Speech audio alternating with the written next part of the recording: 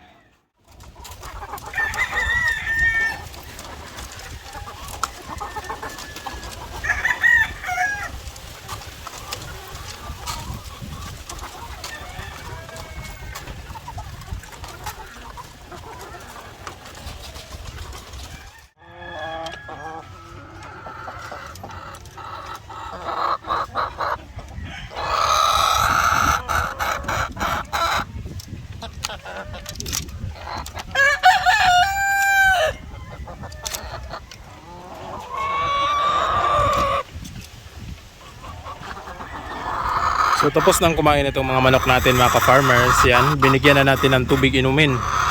At ito yung kanilang mga itlog ngayong araw. Yan. So konti lang yung hindi nang itlog ngayong araw. So meron tayong 2, 3, 6, 7, 8. So dito pa meron pang, bali dito yun kasama. Yan. Itong mga itlog na ito ay itlog ng itong mga manok. So meron tayong 3, 6, 9. So sa 10 manok mga ka-farmers, isa lang ang hindi nang itlog ngayong araw na ito. So baka mamaya pang hapon dahil maaga pa naman, or baka bukas ng umaga na. Bukas ng umaga o itlog ulit. So ito yung crosses natin ng White Leghorn at saka Black Australorp. Ayan. At ito naman, itong tatlo ay itlog doon sa kabila ng White Leghorn natin. Diyan ako ang kulungan. Alright. So ang katanungan ngayon mga ka-farmers, kung bakit breeder pellets yung binibigay ko sa aking mga alagang manok o pagpakain sa layer ng mga manok at sa mga breeders natin. So meron akong dalawang reason mga ka-farmers kung bakit breeder pellets yung pinapakain natin sa kanila. So ang una dito mga ka-farmers, ang breeder pellets, ito yung mas pinakamurang available na feeds dito sa amin. So itong breeder pellets mga ka-farmers, ito yung pinakamura kumpara sa ibang brand na breeder pellets o yung laying mash. So ang breeder pellets na binibili ko ay nasa 1,600 pesos. 615 pesos yung isang sako. Yung ibang brand naman nasa 1,900 pesos plus. So makita nyo yung diferensya sa presyo mga ka-farmers, mas mahal talaga. Especially na yung layer feeds o yung mga feeds na pinapatuka talaga pampaitlog ng manok, kagaya ng laying mash, layer crumble, yung mga layer feeds. So yun ay nasa mga 1,900, meron na nga 2,000 per sako ng feeds na yon. So hindi na natin kaya yon at hindi na tayo makakabawi dahil sa mahal ng feeds na yon. So dito lang tayo sa mura na feeds para makabawi naman tayo kahit na papano. So ang pangalawang rason ko naman kung bakit ako gumagamit nito, ang rason ko is, meron kasi ako mga breeders dito mga ka-farmers. So merong breeders, meron din ako mga layers.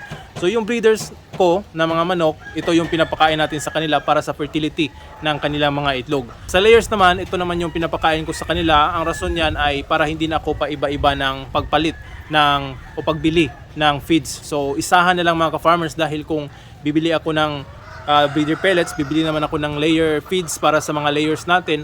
So medyo baka hindi tayo makabili diyan mga ka-farmers, dahil yung budget natin nasa mga 1,600 per sako lang. So isang sako lang naman, yung isang sako dito sa akin is aabot lang ng 3 to 4 days. Ganun kalakas kumain yung ating mga manok. Although 2 beses lang tayo nagpapakain, isa sa umaga at isa naman sa hapon. So yun lang ang masasabi kong rason kung bakit ito yung ginagamit ko na feeds. At kung tatanungin nyo naman ako mga ka-farmers kung kumusta naman yung quality nito, so hindi naman nagkakalayo yung quality ng feeds na ito sa mga layer feeds o sa ibang brand ng yung breeder pellets. So same result din naman mga ka-farmers, at doon na lang tayo nagkakatalo sa presyo dahil mas makamura tayo. So doon tayo sa mas makamura pero meron pa rin yung quality ng feeds. Kumpara doon sa mahal, quality na pero malalakyan tayo sa gastos. Maging practical tayo mga ka-farmers, dahil sa panahon ngayon hindi tayo kikita kung hindi tayo didiskarte. Alright, so sana nasagot ko yung mga katanungan kung bakit breeder pellets yung binibili natin. So yun mga ka-farmers. So ito na yung incubator natin na isa mga ka-farmers. Yan. Punong-puno na ng itlog. So di pa makita. Wait tayo kapag umilaw. So yan, nasa 37.5. So yan, umilaw na. So yan mga ka-farmers, yung hindi natin nilagyan na dito dahil tatama dyan sa ilaw o sa bulb. So yan, punong-puno ito ng mga itlog. So yan yung humidity natin, tubig. O tama lang yung init. So ito mga ka-farmers, mag-i-expect tayo soon na by February 4 meron tayong mga mapipisa na mga sisiu. So hopefully marami yung magiging mapipisa na mga sisiu nito. Itong pangalawang batch ay by February 11 pa yung mapipisa.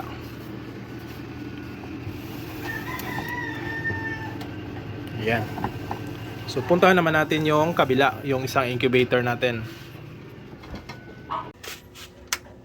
So dito naman yung isa nating incubator mga ka-farmers, yung bago nating ginawa. So ito yung ginawa natin nung una kasi, meron kasi hanggang ngayon pala merong moisture yung glass natin, merong tubig. Pero nag-research ako mga ka-farmers na okay lang daw kapag merong tubig yung glass natin. So ang nangyari daw dyan ay na-distribute yung humidity sa loob ng incubator. So yan, titingnan natin ito sa loob. So inabot ako ng madaling araw mga ka-farmers sa pag-calibrate nito. So yan napakainit. Pero yan. So ito naman yung importante. Yung kanyang temperature ay nasa 37.5. So yan. Tamang init lang yung itlog natin dito. So isisira na natin baka. So yan makikita nyo. Merong basa. So titingnan natin ito mga ka-farmers. Dahil yung temperature naman niya ay tama arang naman. So ito kasi noon naka-encounter ako ng ito, sabi ng iba hindi daw tama yung temperatura sa loob. Pero naglagay tayo ng manual na temperature, tama naman. Kaya titingnan na natin kapag pag 10 days nito ikakandol natin at makikita natin kung meron bang mga similya yung itlog. Alright.